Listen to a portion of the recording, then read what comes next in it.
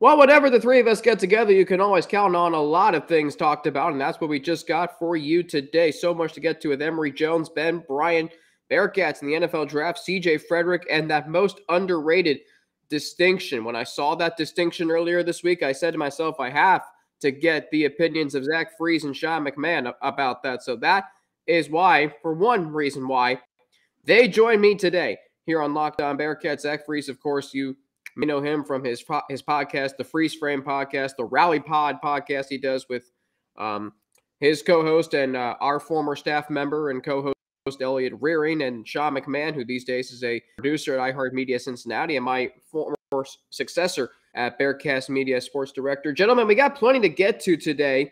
I mean, we can there is probably a topic A, as Lance McAllister would say, but like I feel like there's so much to get to that, I mean, we could go anywhere with this, but allow me, I haven't even introduced myself yet. I'm Alex Frank, your host of Locked On Bearcats, part of the Locked On Podcast Network, your team every single day. And gentlemen, do you think I need to, some episodes you don't hear the intro. Do you think this is one of those where I don't need to play the intro video? I say, Frank, it's your show. But I don't know. I mean, is that gonna? I don't know. I think we're gonna try and not. We're gonna try. I didn't even. Sorry for saying that. No, I was just gonna say, are your regular viewers gonna be thrown off by a lack of intro? That would be a question for you. Well, you gotta have a bumper somehow. Yeah. We'll see what they say. So you're saying, Sean, I should? I think so. Just coming from a production standpoint. All right. Well, that's a good producer's mindset. So here you go. For you viewers, here's the intro. Our Locked On Bearcats, your daily podcast on the Cincinnati Bearcats, part of the Locked On Podcast Network, your team every day.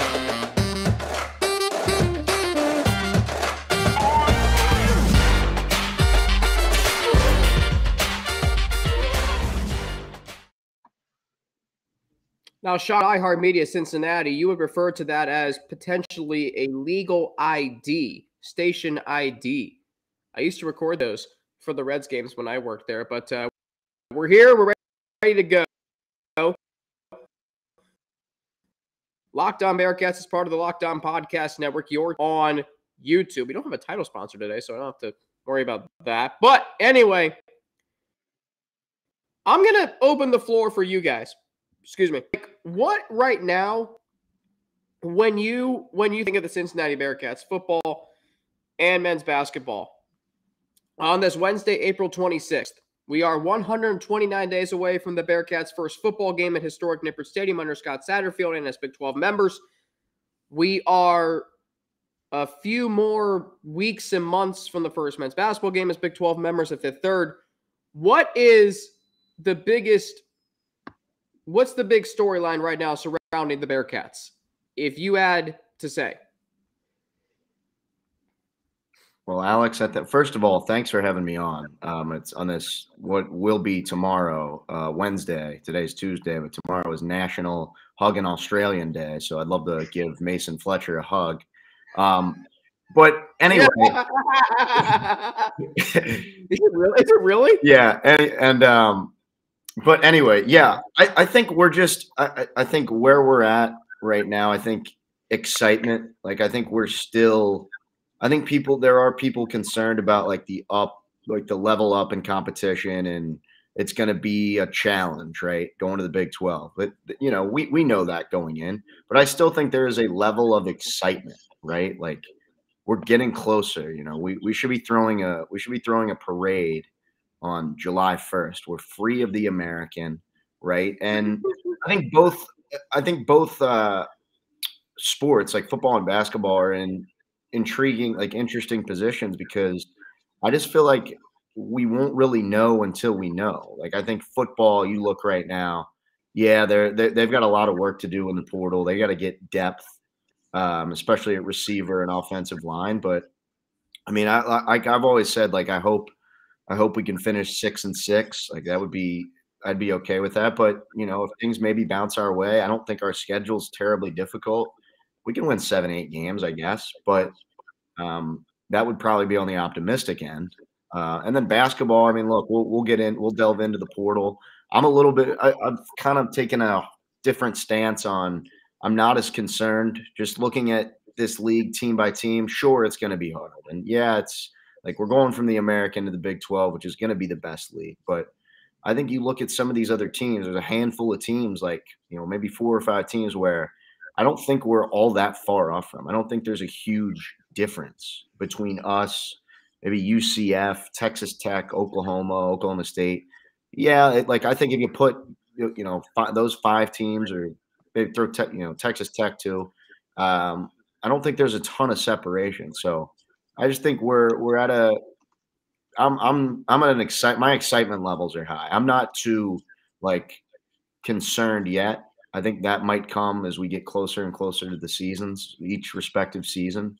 But we know it's going to be a challenge. But this is great. This is the best thing for us and the best thing for our athletic department.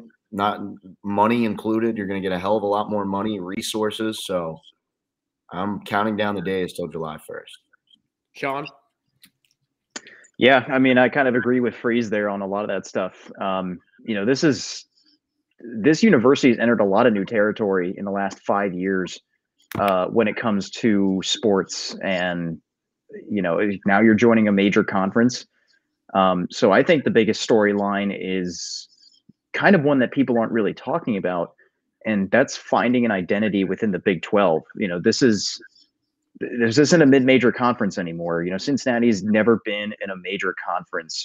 They've had some really good teams within mid-major conferences, like when they were ranked number 1 in basketball 20 years ago with Kenyon Martin and that kind of stuff. But this is totally new territory. So you have new head coaches still in place. Wes Miller's entering year 3. He's still a young coach overall in terms of his age and in terms of his coaching career at Cincinnati. You have Scott Satterfield, who is fresh into the program, coming out of Louisville, which, all respect to the Louisville Cardinals, their program just operates completely differently from how Cincinnati does. It's not the same. You don't have the same people in place. I think one thing that Cincinnati's learned with a lot of the recent success that they've gotten is how to sort of say yes to things that coaches ask for.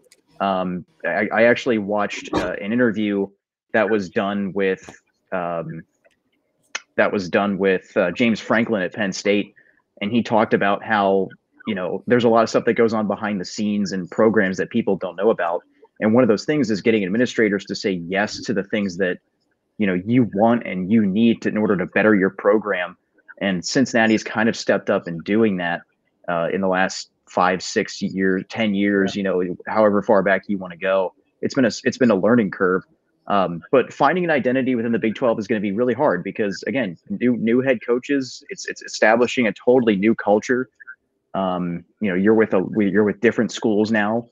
You look at Scott Satterfield and what he's done so far. A lot of Louisville fans are like, yeah, you can have him. And a lot of Cincinnati fans feel like he's Tommy Tuberville 2.0. And I think nobody's right until we see results proven on the field over the next few years. And with Wes Miller, it's more so he's still putting together his program. It takes time. Even in the transfer portal era, it can take time, especially if you're not one of those big brand. You're not Texas or you're not Oklahoma or Alabama or Georgia, one of those schools that can just sort of pick whoever they want. You have to be strategic if you're a school like Cincinnati. So I think finding an identity is going to be kind of top priority because, I look back at when I was a freshman coming into Cincinnati back in 2018, the basketball identity was very well established. Mick Cronin was still the head coach. Cincinnati was very much a basketball school. Luke Fickell was only entering his 2nd year, and this was before he established the culture that he had. He was coming off 4-8 season, and eventually, kind of led the program to where it is today. So there's going to be a lot of turnover, a lot of new faces. You're going to see a lot of things change around the university, especially in the athletic department. So it's just going to be an adjusting period for a while, and that's just how it is. So. We'll see where the university where they go with it. Hopefully in a positive direction. By the way, Zach, July 1st, 66 days away. from today, April 26th, 66 days away, is Cincinnati from getting officially into the Big 12. Sean, you bring up a great point there, and I talked about it a few weeks ago since the last time I had you guys on. Have you guys this? Because Zach, I know you know Bill Cook. Sean, did you ever know Bill Cook when you were a student at Cincinnati? He covered. Okay, so no, sir. Bill Cook covered the Bearcats for GoBearcats.com, Cincinnati Enquirer, Cincinnati Post, and on Facebook. I don't know if you guys still use Facebook, but not every day, but some days, if not most, he'll post something that happened at or around this day. And so one he was talking about how Cincinnati is finally, well, he didn't say this, but like he brought up the point how have essentially been nomads in terms of, their conference affiliation. The Bearcats have played, this will be their 5th conference in the last 35 years. 35 years. Like, when I think about that, I don't know how many teams can say they've done that. Great Midwest Conference USA, Big East, America, now Big 12. And so I think about the Bearcats are finally going to be in a stable conference home. I think that's so important for them. On to your point, you think about all the strides and yeses and just breakthroughs that this athletic department has had, particularly from a football standpoint. And Zach, I think to your point, and both of you have said this, when you think about the adjustment that this team is going to have to make once they get to the Big 12, I wouldn't even worry about that. I wouldn't worry about that. I wouldn't worry about how every road game is going to be probably a flight to outside of West Virginia, but that's okay because you're in the Big 12. You're not going to have games on ESPN Plus that nobody cares about. You're going to have games on ESPN, Fox, ESPN2, ABC, all the good networks. And so I understand that there might be some adjustments, but what I would, like Zach said, this has been years in the making. I mean, there are some Bearcats fans who might still say that it should have happened in 2016, but it's happening now. And I think that is what we should be focusing on. Not, look at, we're going to suck next year, or the offense isn't going to do anything in football because, whatever. So what? You're in the Big 12. You're in the Power 5. What we've been dreaming of for so long. Sean, you mentioned your first year. My first year, Bearcats football was an afterthought. Sean, I think I've told you the story. Zach, maybe I have told you as well. But there are 2 students who walked by me on campus one day at CCM Circle, and they joked, "College football playoff, here we come." And I'm like, if only that was actually true. Well, fast forward 4 years later, your senior year, Sean, Zach, 1 year after we graduated, look what happened. So that and all of the renovations to Nippert and Fifth Third, the new football facility, it's all coming together. The passion of the fan base is off the charts. The university, off the charts. That's why they're here in the Big 12. Now, let's go to football because I think that's what everybody's focusing on. We'll get to CJ Frederick here in a minute. But in terms of Emory Jones still here, Ben Bryant entering the transfer portal, like, how are we feeling about Ben Bryant entering the portal? Is there a chance he comes back? How do we feel if Emory Jones is the starter? What are our thoughts right now on these 2 quarterbacks, guys? Well, I think I think I'll start with Emory Jones. I don't think Emory Jones transferred here to not be the starter, and I think that was kind of the expectation. So it's a lot harder. It would be a lot harder for him to enter the transfer portal as opposed to Ben Bryant. With Ben Bryant, I think it's just he's keeping his options open, right? And I respect it. I mean, this is his last ride of college football, and we saw him he was at Eastern Michigan to kind of get the starter experience, and then he came back because he knew, he was going to probably start. And now he's looking for another opportunity to start, and it very well still could be at Cincinnati. I think he's going to do his due diligence on multiple schools and see if there's a spot open for him that he can win the job at. Which I think is I respect it from Ben Bryant. As for Emory Jones, I mean, I don't know, Alex. You kind of got the first look at the spring game, and for all intents and purposes, I think there were some good things that he did. But I still worry a little bit about him as a passer. I mean, I think he's a pretty good athlete. We saw him play well at Florida 2 years ago, but last year was kind of a disaster. Some of it, not entirely his fault, but I mean, as a passer, I would be a little bit, maybe a little concerned. But then again, like if it's his job, like I think he'll get every opportunity to start. It'll be his, it'll be his spot. So we'll see with Emory Jones. I'm not 1,000% confident, like rolling in with him as the starter, but I guess he could always change my mind. Sean? Yeah. Well, I'll start with Ben Bryant. And here's the thing about the transfer portal. He may not go anywhere. He hasn't announced that he's going to land somewhere, at least at the moment that we're talking right now. There's going to be a lot of guys who are going to enter the transfer portal, and then they'll take their name back out. I'm not saying Ben Bryant's going to do that. I'm not saying he's not going to transfer. I'm not saying he is. We don't know yet. Until he says something about where he intends to go, whether that's coming back to Cincinnati or going to another school, we don't know. For all intents and purposes, it kind of looks like he will be going somewhere else, especially with the amount of competition he'll be facing, not just with Emory Jones, but with Evan Prater, with even Brady Lichtenberg. I'll throw Brady Lichtenberg into the mix as well, because he's been at Cincinnati now for, I think this is his third season coming up.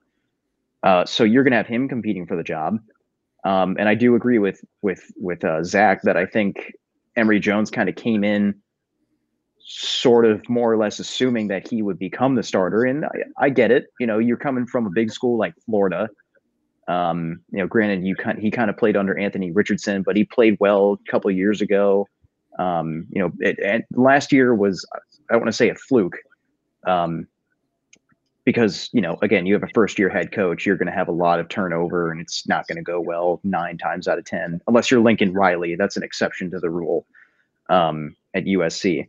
But, I completely would understand if Emory Jones came in with the mindset of, well, I'm going to get the job, but he's going to have to work for it, because this may not be an offense that suits him. We don't know. I don't know the X's and O's of Scott Satterfield's offense, but I kind of get the gist of it. And I think Emory Jones could be that kind of quarterback that could fit that system really well. Evan Prater might fit it really well. There's a lot of questions about Evan Prater from the fan base, but obviously the fan base has no influence on who starts. It's ultimately up to the head coach. So the quarterback situation is still interesting. I think really no matter who you go with, I think you have a good starter, regardless of who you go with. And even if that doesn't work out, you got a few other guys who might fit the system better. So right now, Cincinnati's in a really good situation in terms of the quarterback room. And I'm not saying it's going to translate to a 10-win season necessarily, but it could translate to potential future options. And, maybe looking ahead to future seasons, how you can build a team around the quarterback you ultimately end up going with, whether that's Emory Jones this year or Evan Prater, Brady Lichtenberg, or potentially Brady Drogosh in the future. So we'll see. But this is a good spot to be in for Cincinnati. Yeah. Competition is a good thing. It brings out the best in players. And here's the other thing, too. If you're a player who's not willing to compete for the job, maybe you weren't really meant to be there to begin with. You can't always take the easy way out. You got to work for what you want. So to the people who think it's a bad situation to be in, it's very much the opposite. It is always a good thing to have options. And if your options leave, that's a good thing, because I'm not saying it's, you want those guys to be gone, but that just proves that you have a very competitive culture or a very competitive team. So that's pretty much my thoughts on the quarterback room. It is to your point, Sean, that I keep thinking about Evan Prater and where he stands in this, because he hasn't had the kind of career so far that we thought or hoped he would have. But there's still that opportunity for him to learn and to work towards being the starter. And I think a lot of that is now because of Bryant not being here. I think Ben Bryant, and I don't know how you guys feel about this, I said it yesterday, I think Ben Bryant was a distraction for Evan Prater at the most critical juncture of his Bearcats career. Because there are those who say, Evan Prater never performed well at practice. Well, maybe that's because there was pressure put on him by the fact that Ben Bryant transferred back. I think when the Cotton Bowl ended, there was this thought of that Evan Prater was going to be the starter. That never happened, obviously. And I think when we look at this quarterback room, Emory Jones, we talk about stable foundation that the Bearcats program is. Well, this is really the first time Emory Jones is going to have that since probably 2020. Think about it. Florida in 21. That program was headed for a train wreck. Dan Mullen was fired before the season ended. 2022. Same deal. Herm Edwards. Gone.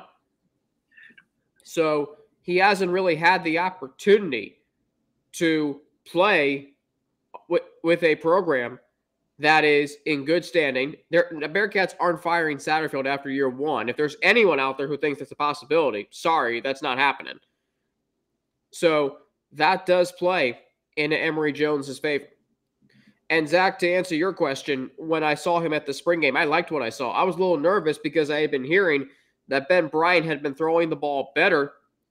But what I saw from Emory Jones was a quarterback who made smart decisions, made some good throws down the field. He had 2 non-red zone touchdown passes, which is always good. I liked what I saw from Emory Jones. All right, we got to switch gears. We got to go to the hardwood. CJ Frederick announcing his commitment to Cincinnati as a transfer. We'll get Zach, his thoughts, as well as Sean's. Plus, most underrated, that distinction. That was a long first segment. That's okay. We're having fun here today. We'll get into all of that after I explain to you all how this episode of Locked On Bearcats is brought to you by Built Bar. Looking for a delicious snack but don't want all of the sugar and calories? Then you need the best tasting protein bar ever. Built. You got to try this. What makes Built Bars so good?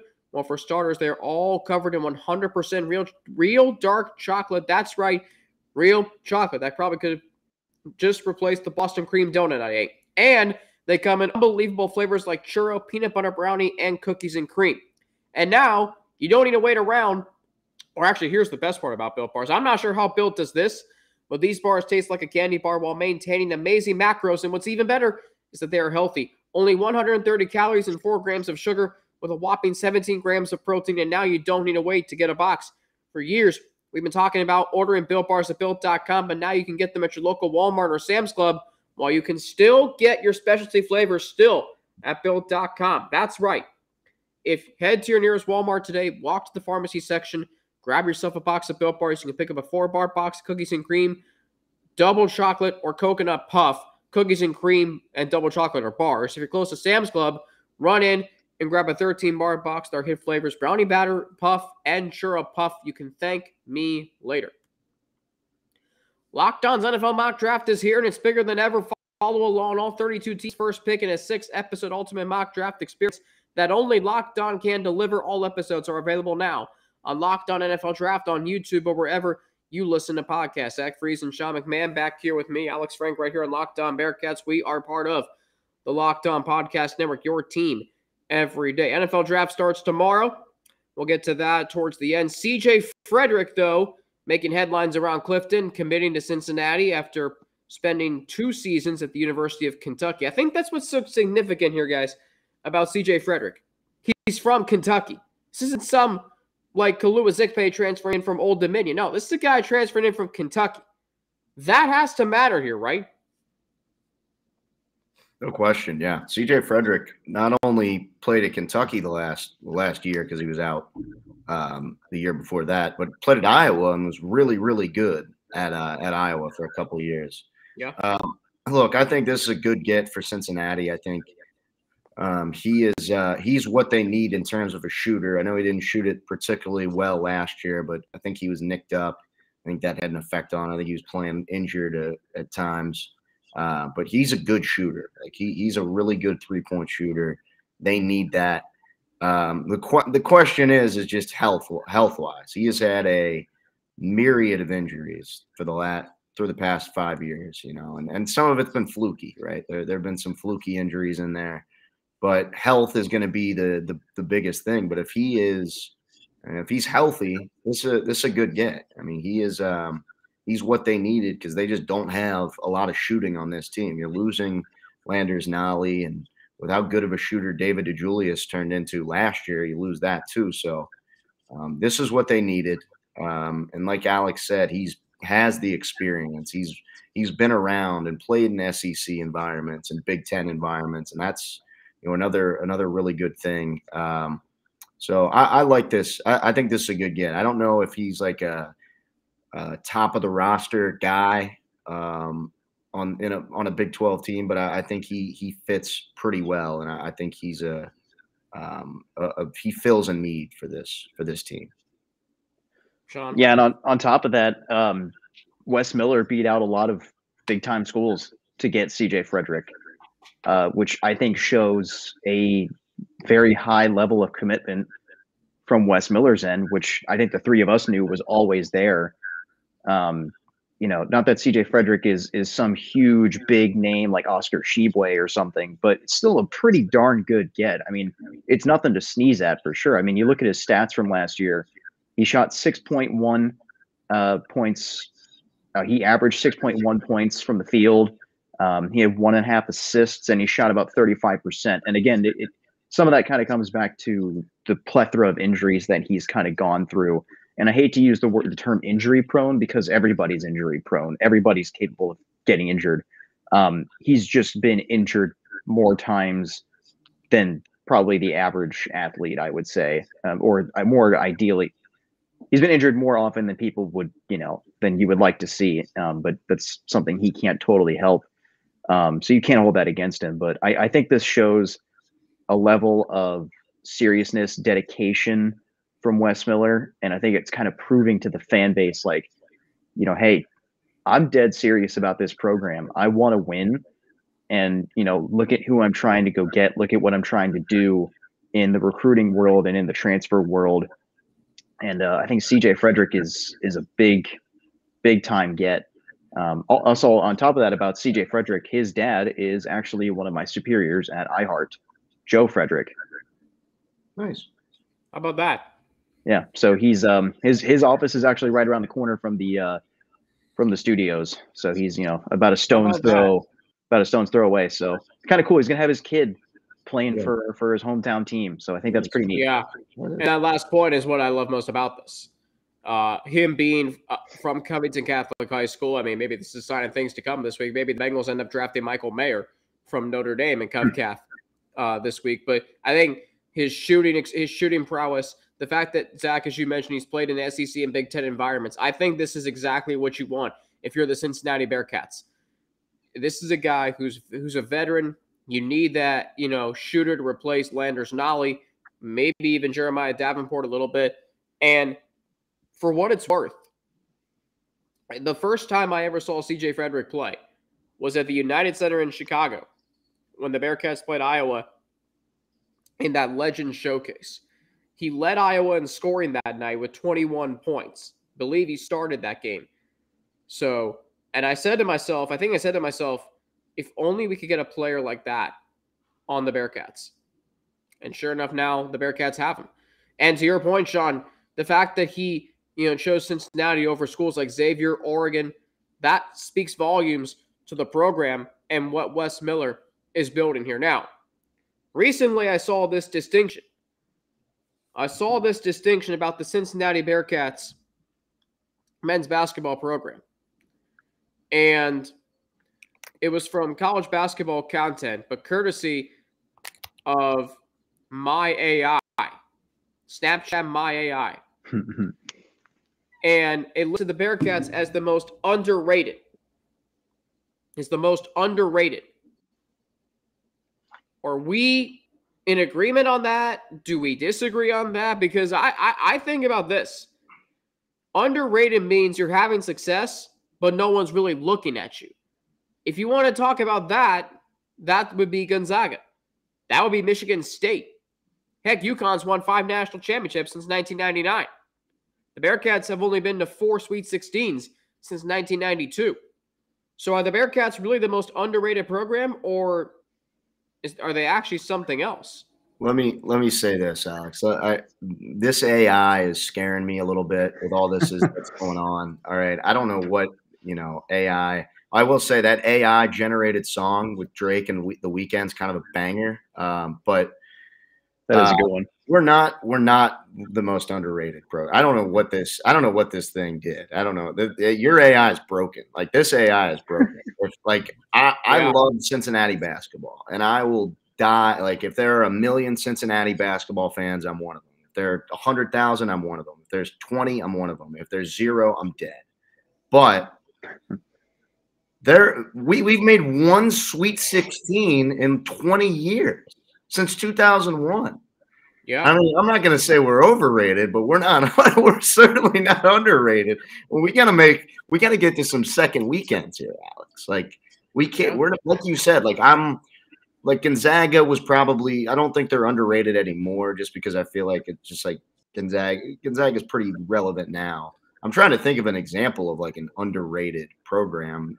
Michigan State. People don't realize just like how many, like, they've made 15 Sweet 16s in the last 30 years or something, right, Alex? Something like that. Villanova, but even Villanova, they're damn near a blue blood. I would chop off a limb for 5 Sweet 16s in 30 years. Like, San Diego State. We've made 1 in 20. We can't be. Us and underrated doesn't fit. We got to get back to the NCAA. We haven't been in the tournament since 2019. So I guess we're in there, but underrated. I don't know. And historically we're a good program. Like, we're with top 15 in wins or something, top 20 in wins, or I don't know. But I think we're like good. Yeah, we're top 15, I believe. But you can't be under. Oh, go ahead, Zach. Sorry, you can't be underrated if you're making 1 Sweet 16 since 2002, right? Yeah. So we got to start getting. Let's get a couple of more second weekends under our belt before we proclaim this AI is broken, I guess. But hang on, Zach. You're saying that we shouldn't be considered underrated. You're saying that we're properly rated. Is that what you're saying? Yeah, kind of properly rated. Yeah. Or do we use the O? Not underrated. I would say we're not underrated. I don't think underrated is the right term. Okay. What do you got? Well, I guess when I first saw that post, my thought was looking at the program from an all-time standpoint. Okay. That was my perception, because it does say it says best of all time, and I'm pretty sure it's referring to programs as a whole. And Cincinnati was listed as underrated. I'm going to pull this back up really quick. But Cincinnati was listed as underrated. I'm going to find Alex's post that he sent it to me. You have best of all time UCLA. I think that's no argument. Pretty hard to disagree with. Player Michael Jordan. Mid-major Gonzaga. They're not a mid-major. What's that? They're not a mid-major if you think about it. Technically, they are, and I agree with that distinction. But if you think about Gonzaga, they're not a mid-major. It's a gray area. Yeah, it is. It's a pretty big gray area. Yeah, that's a good way to put it. Go ahead, Sean. Atmosphere. You have Duke, Arena, Syracuse. The best team of all time, according to the AI, is the 1991/92 Duke Blue Devils. Cinderella was the 84-85 Villanova Wildcats. So this is kind of an all-time thing. So I guess I can sort of see why it might say that, because you look at Cincinnati's history, and historically, they are a very successful program. They have 2 national titles. They have a pretty good. I think they have 6 Final Four appearances. I think 6 is the number. Yep. Yeah, 6 Final Fours. So 6 Final Fours, which isn't a lot, but it's, I mean, you get 2 national titles out of 6 appearances in the Final Four. It's, 33%. That's pretty good. But yeah, like Zach said, I mean, it's been a while since this team has even seen the tournament or won in the tournament. The last time Cincinnati won a game in the tournament was what would have been your guys' freshman year, the 2017-2018 season, when they won in the first round. That was the last time they won a tournament game. My freshman year, they didn't win a tournament game. In fact, in my 4 years at Cincinnati, who would have thought this? They didn't win an NCAA tournament game. Not one. They only made the tournament 1 out of my 4 years at the University of Cincinnati. And they didn't win a game in that 1 year. They lost to Iowa in the first round. I remember because I was in Philadelphia watching that game in a bar with my brother, visiting him on spring break.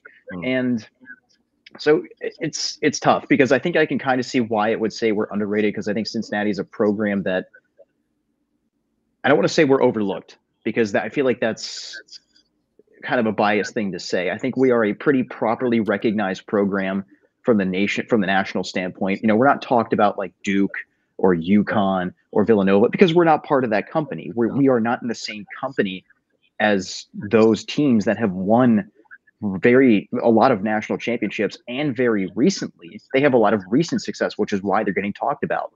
If say Cincinnati won those 2 national titles instead of in 61 and 62, and then proceeded to go to a third one where they lost to Loyola Chicago in 63, say that was in the last 25 years, this program would be talked about at a different level than it is. It's only because it was a totally different era of basketball. It's a totally new audience, and so I guess my thing is I guess I'm kind of with Zach on this one. I only reposted it because I think it's kind of cool. It was a national Instagram basketball page, and you always like to flaunt your school wherever you can.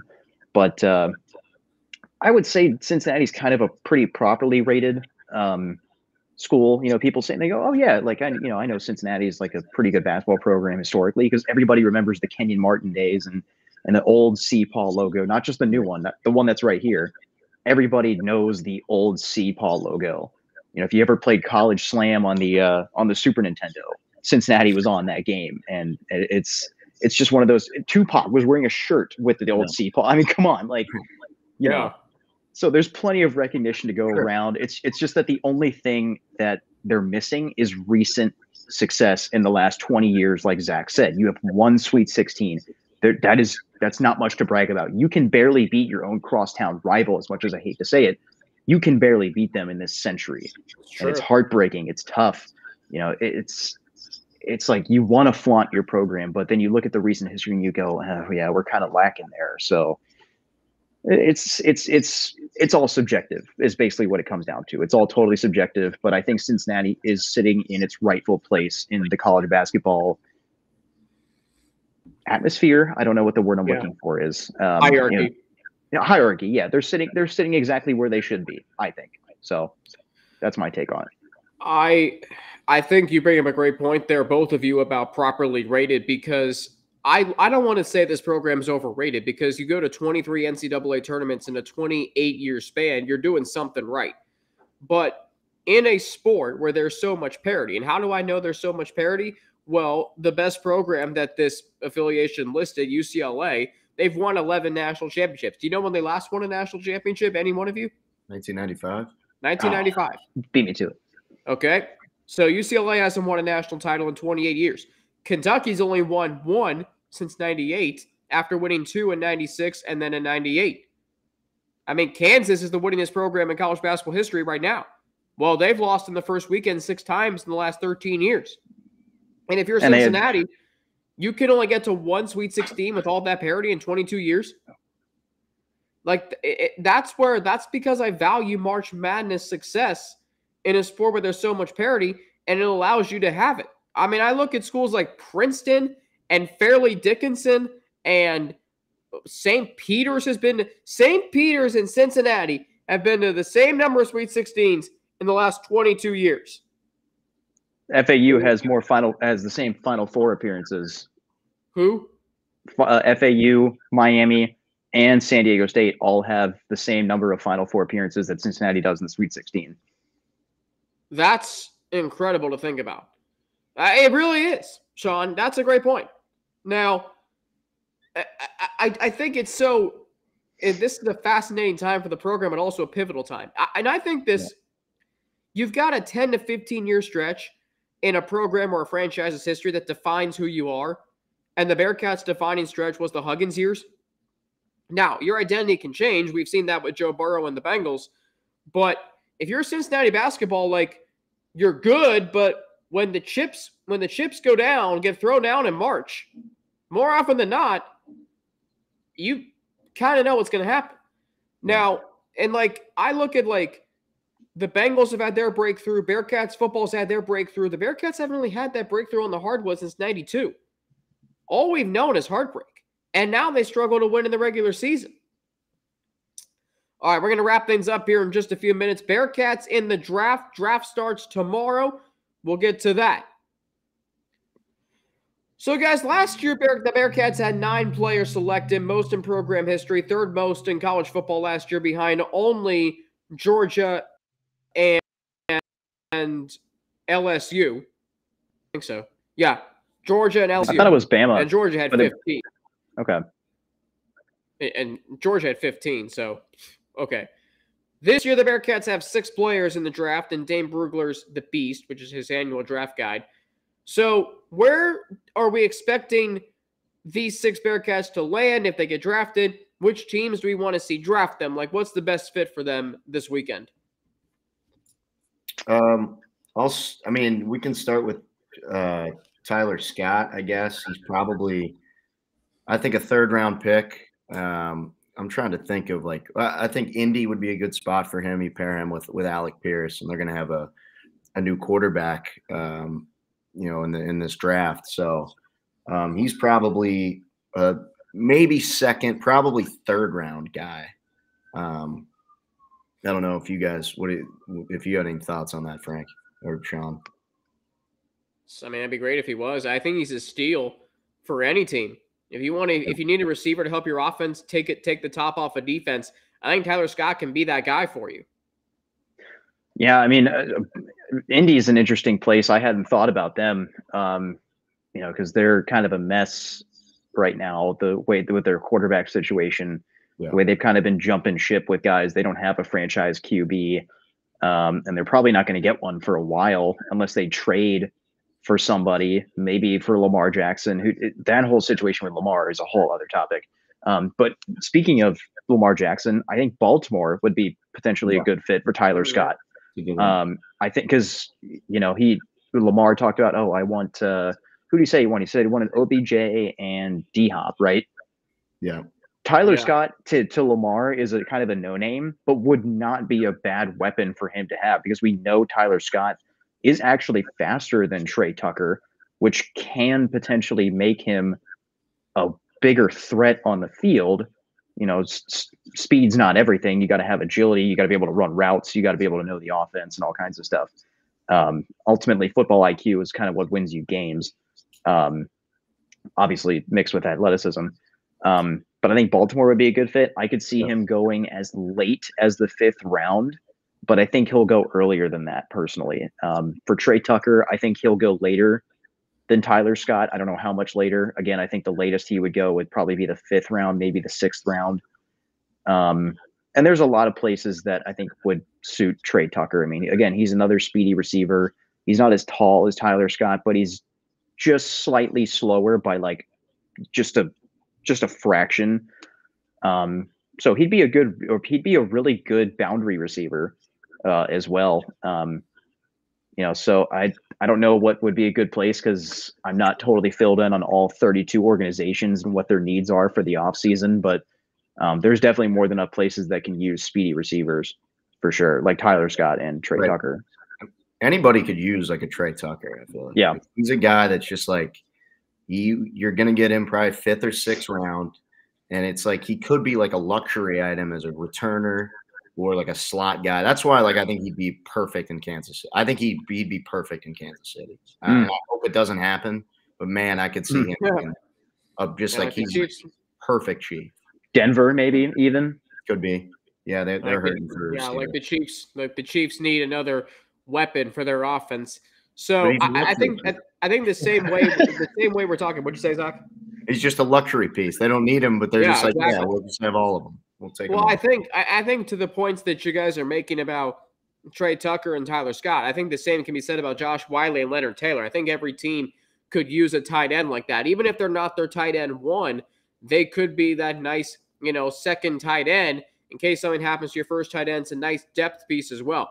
Now let's go to the defensive side. Like Ivan Pace, like where do we see him fitting in? Because, he's not the biggest linebacker in the world, but he's certainly one of the most athletic linebackers that we've seen come through Cincinnati.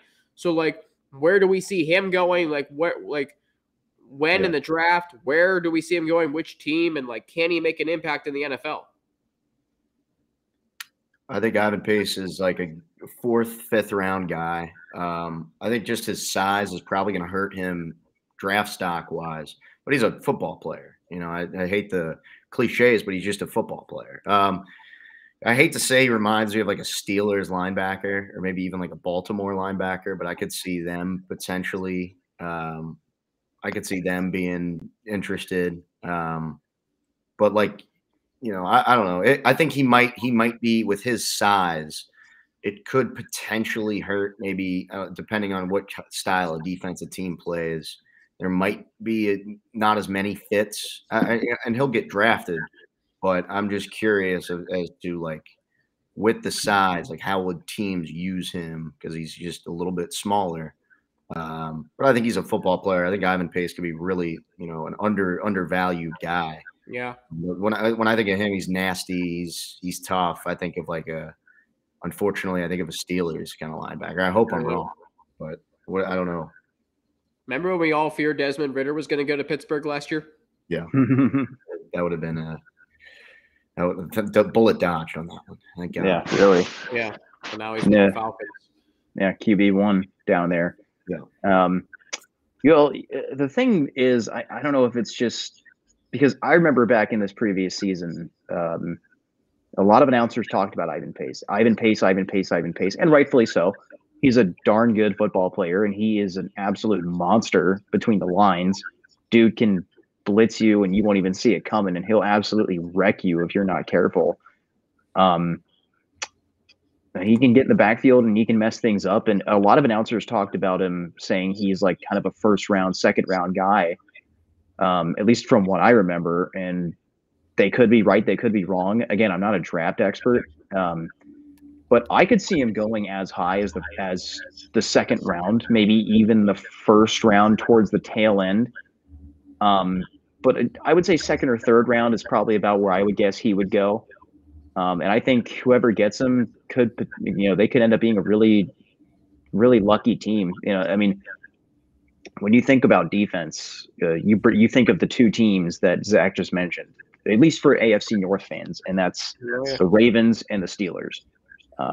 2 organizations that have always been known to play very, very tough, gritty defensive line, tough linebacker type defense, just very staunch defensive players. And, I would see him going to a place that values defense a lot. I don't think he's going to go to like San Francisco. I think San Francisco's got more than enough defensive guys to, take care of business out there. So I don't see him going there. But maybe the Chargers could use him. I don't know. I think he's a 2nd or 3rd round guy though. And maybe that's just me being optimistic, but I think he's that good of a football player. Yeah, I love the optimism, Sean. I really do. And I think he's going to make an impact wherever he goes because linebackers are smaller nowadays. You don't have to be, the big linebacker that we used to see like a Willie McGinnis or a Brian Urlacher or Ray Lewis. I mean, you can be a smaller linebacker, like a more athletic kind of guy, which is what Ivan Pace is. I mean, now you certainly wouldn't want to see him in the AFC North if you're a Bengals fan like all of us, but at the end of the day, he's getting drafted somewhere. He's going to make an impact. I do believe that. And, the hype around him was real. Last year when he came over from Miami to Cincinnati. We saw exactly the kind of player that we thought the Bearcats were going to get. Well, this was fun, gentlemen. By the way, one quick thing. Sean, I don't know if you know this or Zach. Like, I was trying to find earlier today or yesterday, at the time of this, before this recording, if there's like a book on this day in Bearcats history or University of Cincinnati history or on this day in Cincinnati history. Like, I kept trying to find something. Do you guys know if there is anything like that? No, but let's start writing. Hey, yeah. I'm all in. I do know this. Go ahead, I was Sean. going to say there is a book, and his name is Lance McAllister. Yeah. That man has all the history. This state in history. Yeah, this state. For those who haven't listened, and Sean, you make a great point, Lance McAllister every night on the Kelsey Chevrolet Extra Innings or during the baseball season does an On This Day in Reds history, and then he does the best baseball player born on this day. Huh. It is fascinating. I do know this. Great born show. On this day, fantastic. Born on this day, April 26th, James Wiggins. Born on this day, April 26th of 1996, former Bearcat safety James Wiggins played 3 seasons for Cincinnati. Highest number of tackles in a season was 36 in 2018. That year, he also had 4 interceptions, and he returned 1 to the house. That was against SMU. He had 25 tackles in 2020 after missing 2019 with a torn ACL, and he had 1 interception to make 5 for his career. He was drafted in the 7th round, 243rd overall by the Arizona Cardinals. James Wiggins, better known as the Freak.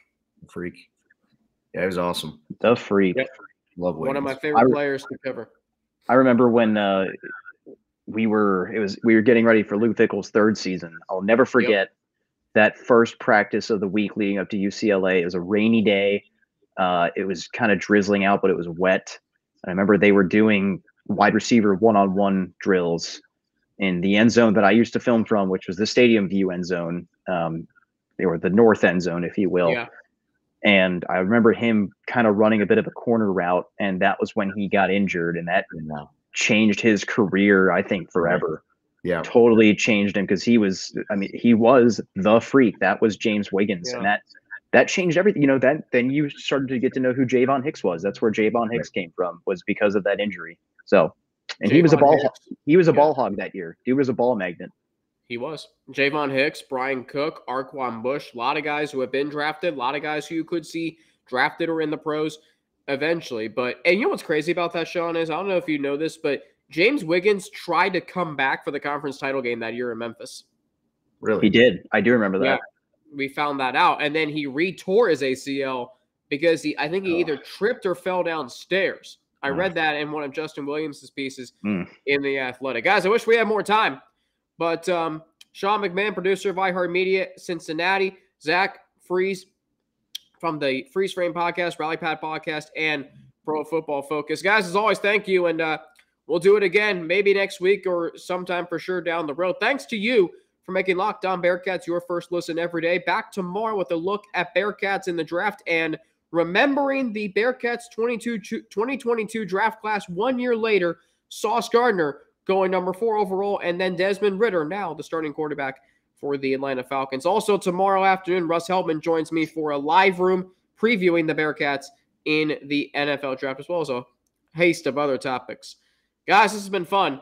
I'm on Twitter at Frankie_Natty, 2 N's, NNATI, Instagram, AlexFrank9_, email, Alex3Frank@gmail.com. We're back tomorrow right here on Locked On Bearcats, part of the Locked On Podcast Network, your team every day. Sean, Zach, thanks to you guys for joining me. Have a great rest of your Wednesday. Back tomorrow right here on Locked On Bearcats.